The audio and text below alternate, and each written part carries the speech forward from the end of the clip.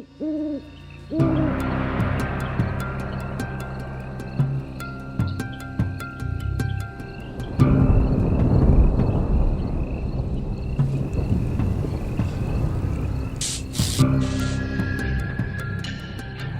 an entity has an evil intention, the effects on the living can be utterly devastating.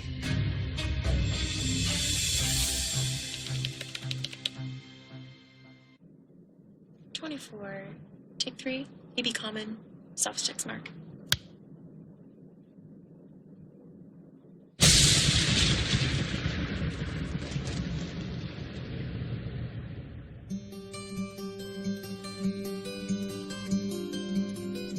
My name is Tony Rogers. I'm from Lake Simcoe, a little town called Town of Georgina.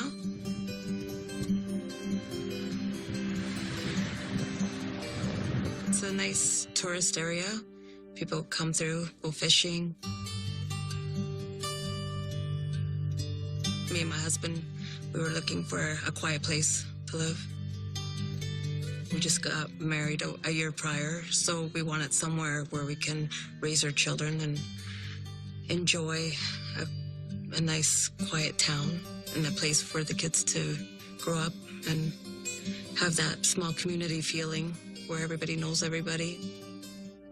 I found out that I was pregnant.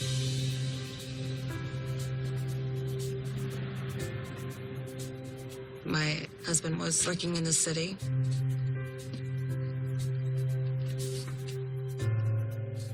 I used to work at a daycare. I was talking to one of the neighbors and they were looking for a babysitter, so I just got a babysitting job. And she's a very happy-go-lucky little girl, and she's just a joy, and plus she was just directly right behind my house.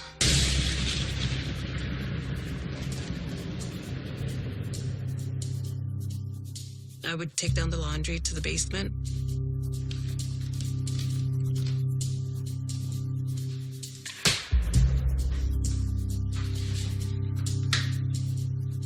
And then I had this weird feeling that I'm being watched in their basement, and I was like uneasy.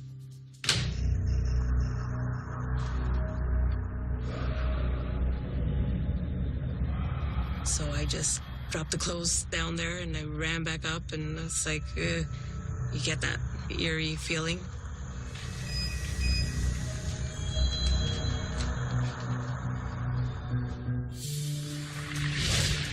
Tony leaned on her faith and tried to shake the unexplained feeling that she was being watched in her neighbor's house. One time, it must have been like maybe a couple of weeks into the babysitting, I felt like I needed, like, a nap. The mom actually told me, if you ever get tired, there's a spare room right next to the baby's room. There's a monitor if she wakes up.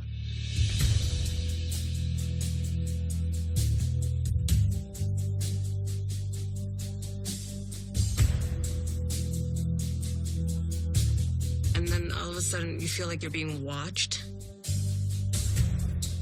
I opened my eyes and then couldn't move. And then all of a sudden, these 4 things were like right there, like on 2 on each side of the bed. And they're looking down at me as I'm looking up. But I couldn't scream or move or nothing. And they were like in brown-hooded robes. There's no face. It was like darkness.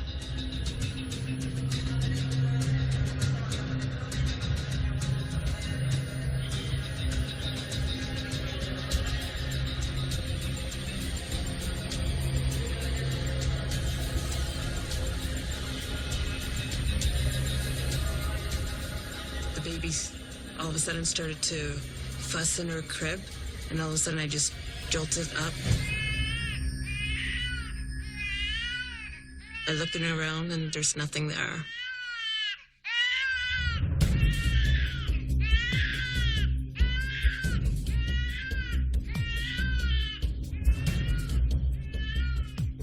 I ran to see the baby and checked her out, and she was fine.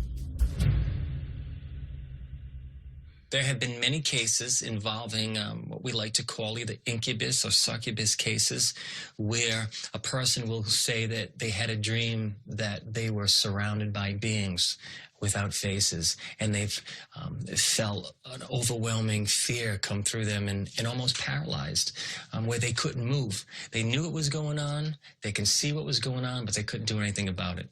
And then the second time it happened, it was more intense.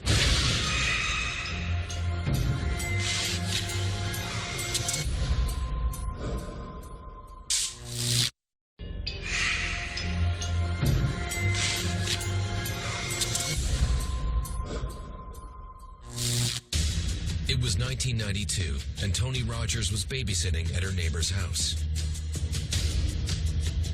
She went to take a nap, but realized she was not alone. And I laid in the bed, and I got the same feeling again. And I saw 5 of them this time. And it was like 2 on each side. One was in front of me. I was trying to scream, couldn't scream, trying to call for help, but no voice is coming out. And there's this one at the foot of the bed, and he reaches out his hand, and he had long claw nails kind of thing. And he went like over my stomach and scratched me.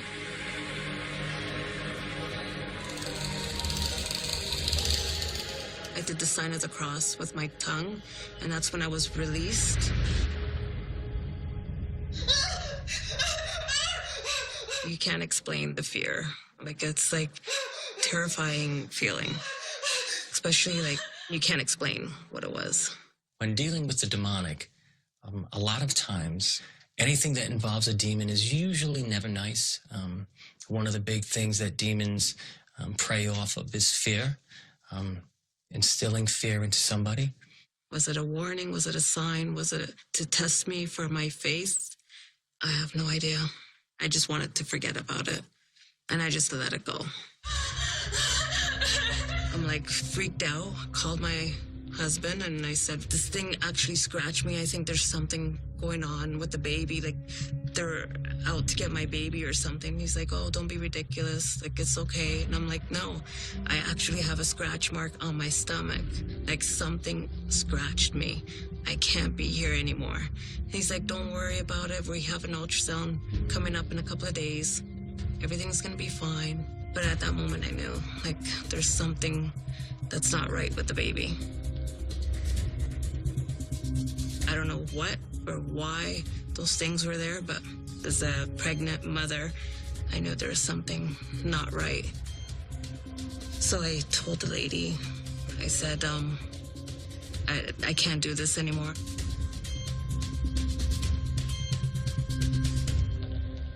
So we went for the ultrasound, and then they found that there was something wrong with the baby. He was born on April 26th. Complications, his chest cavity was too small for his lungs, and he lived for 13 days, and we had to take him off life support, and I had to say goodbye.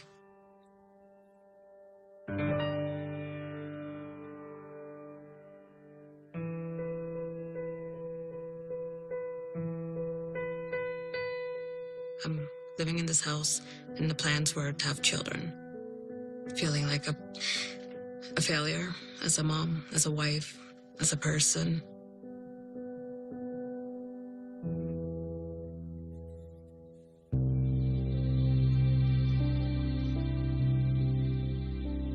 Six months later, I got pregnant again with our second child.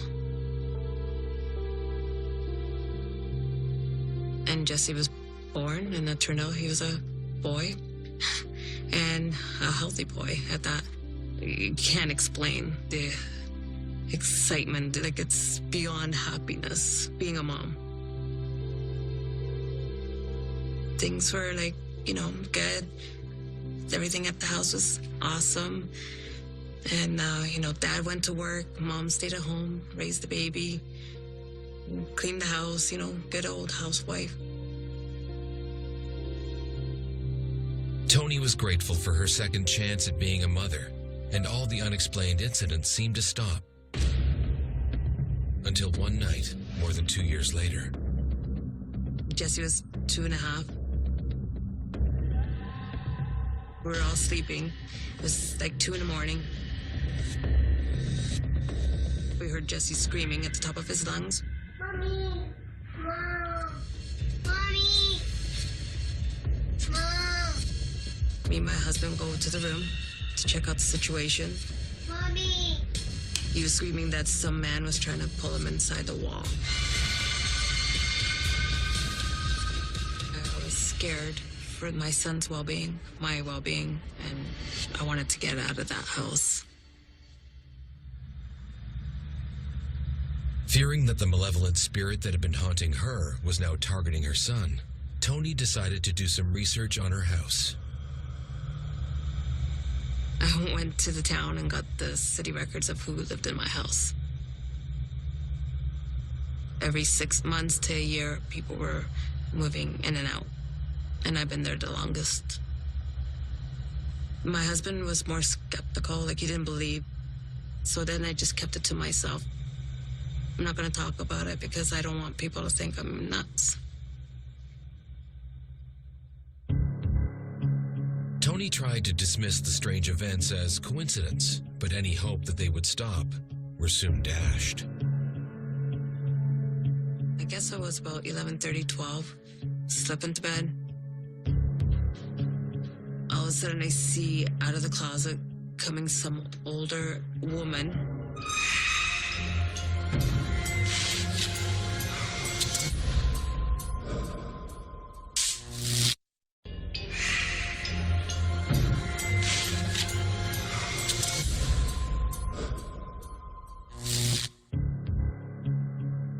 Rogers had been living with evil spirits in her home for years. So far, their intention seemed to be to harm her family. I guess it was about 11:30, 12. Slept into bed. All of a sudden I see out of the closet coming some older woman. She walks around the bed and she walks over towards on the other side where my husband's sleeping. She's placing these roses on top of his chest. And she spoke to me in Italian.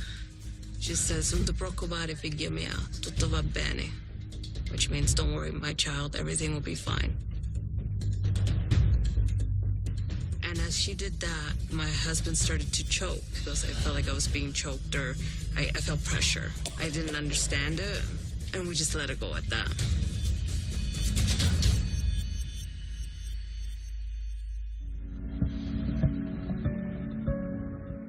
A couple of days later, I go to my mom's house.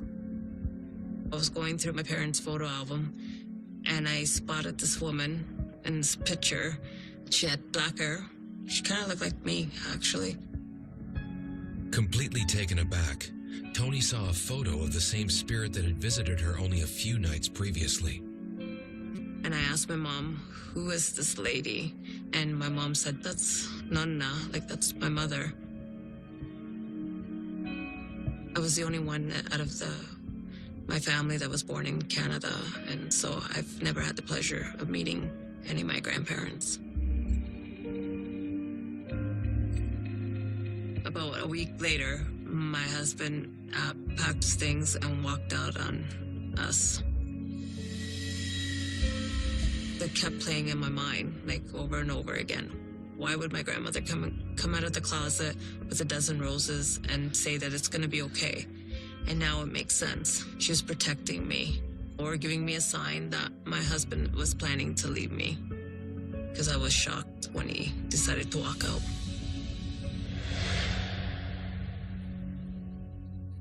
With the absence of her husband, Tony struggled to make ends meet for herself and her young son.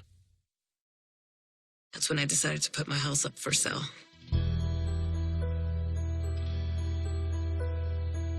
We put the house on the market. We got an interested buyer, contractor actually. He was planning to tear down and rebuild.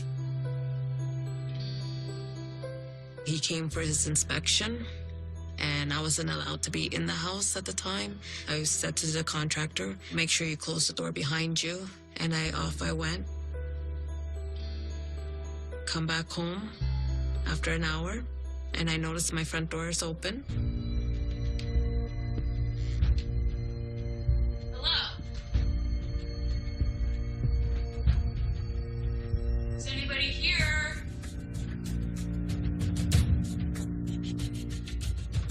Hello?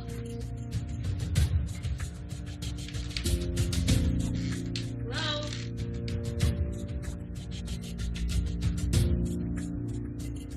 And I look into my son's room, and I notice on his bed, all the stuffed animals on my son's bed were upside down.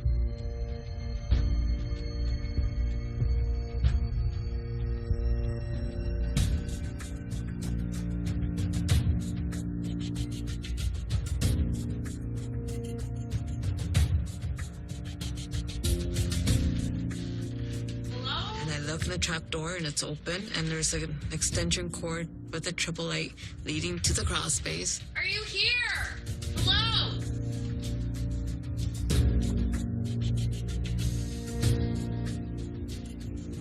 Is anyone here?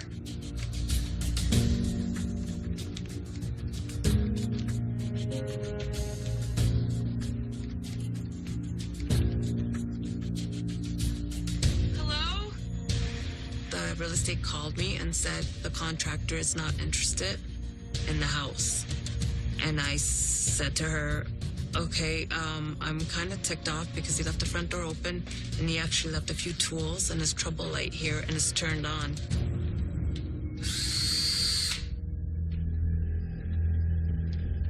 The contractor said he wants nothing to do with the house, and the lady's crazy for living there and to keep his tools. I was like angry and scared, and like I didn't know what was going on. Like I thought, I don't know, the house was possessed or something. Like I can't explain it. Even the real estate, she said she can't get a hold of the contractor. Like she doesn't know what happened. I feel like it was a warning, and if a spirit didn't want me to live in that house or my son, they would have had me kicked out long before, like as soon as we moved in. I think that they want me to stay. So I just decided now I'm just gonna stay here. And since then, my house has been really quiet. We feel like we're safe there now.